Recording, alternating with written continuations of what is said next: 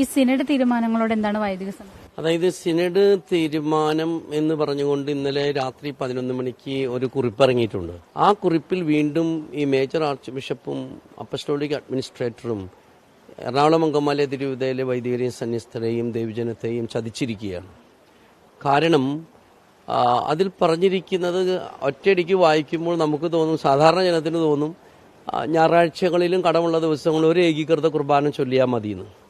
പക്ഷെ അതിൽ കൃത്യമായിട്ട് പറഞ്ഞിരിക്കുന്നു അത് ഒരു കാറ്റഗീസത്തിന്റെ ഭാഗമായിട്ടുള്ള കാര്യമാണെന്നും ഓഗസ്റ്റ് മാസത്തിലെ സിനഡോടുകൂടി ഈ അതിരൂപതയിൽ പൂർണ്ണമായ ഏകീകൃത കുർബാന നടപ്പിലാക്കുന്നതിന്റെ ഭാഗമായിട്ടാണ് ഇത് പറഞ്ഞിരിക്കുന്നത്. മാത്രവുമല്ല, ഞങ്ങൾക്ക് അപ്പസ്റ്റോളിക് അഡ്മിനിസ്ട്രേറ്റർ നൽകിയൊരു ഉറപ്പുണ്ടായിരുന്നു, സിനഡാനന്തര കുറിപ്പിൽ ഇപ്പോൾ ഞങ്ങൾ അർപ്പിക്കുന്ന ജനാഭിമുഖ കുർബാന നിയമാനുസൃതമായി ചൊല്ലുവാനുള്ള ഒരു സൂചനയുണ്ടാകുമെന്ന്. ആ സൂചനയും അതിലില്ല.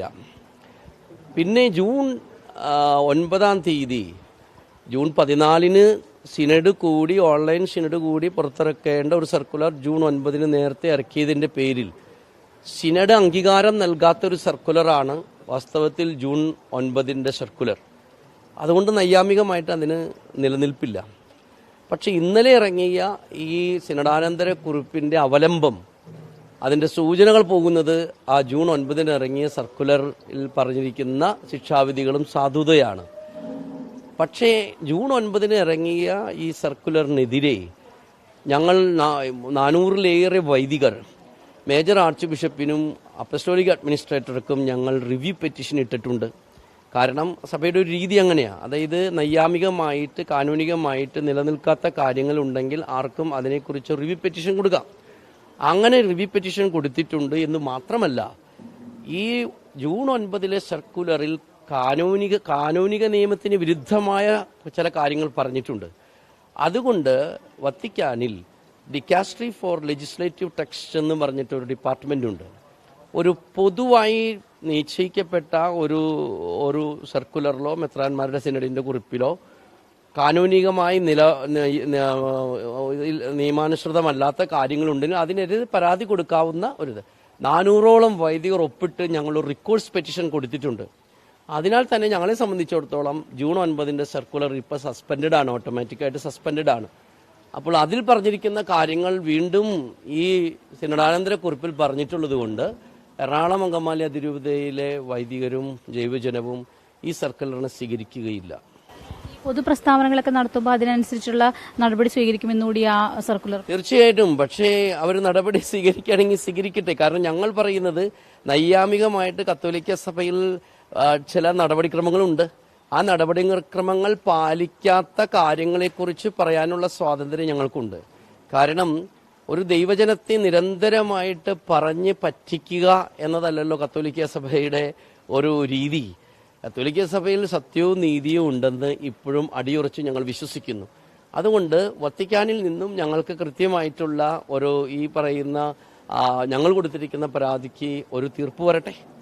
ഇപ്പോൾ ആൻഡ്രൂസ് പിതാവിന്റെ ഒരു മെയിൽ കൂടി വന്നിട്ടുണ്ടല്ലോ, നടപടി ഒരു മുന്നറിയിപ്പായിട്ട്. അത് തൃശ്ശൂർ രൂപതയിലെ അച്ഛന്മാര് കഴിഞ്ഞ ദിവസം അതൊന്നും നോക്കുക, എറണാകുളം അങ്കമാലി അതിരൂപതയിലെ വൈദികർക്കും ദൈവജനത്തിനും സപ്പോർട്ട് ചെയ്തുകൊണ്ട് തൃശ്ശൂർ രൂപതയിലെ വൈദികർ എഴുതി.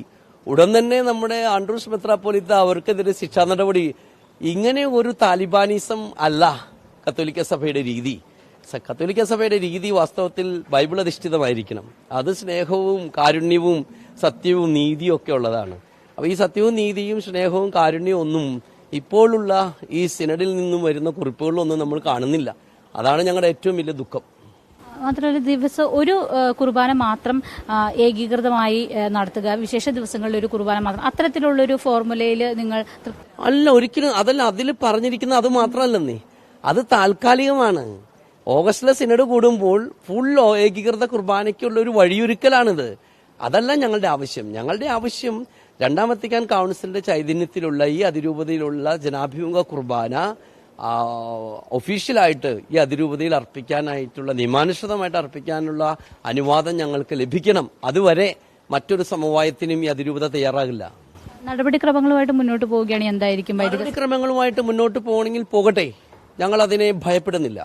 കാരണം ഞങ്ങളെ മനസ്സിലാക്കുന്ന ഒരു ലോകമുണ്ടല്ലോ, ഈ ലോകത്തിൽ സത്യവും നീതിയും ഒക്കെയുണ്ട്. കത്തോലിക്ക സഭയുടെ സിനഡില് അധികാരമുണ്ടെന്ന് വിചാരിച്ചിട്ട് അധികാര ദുർവിനിയോഗം പാടില്ല എന്ന് തന്നെയാണ് ഫ്രാൻസിസ് മാർപ്പാപ്പ പറഞ്ഞിരിക്കുന്നത്. അതുകൊണ്ട് അധികാര ദുർവിനിയോഗത്തിന്റെ ഭാഷ കത്തോലിക്ക സഭയുടെ ഭാഷയല്ല, ക്രിസ്തുവിന്റെ ഭാഷയല്ല.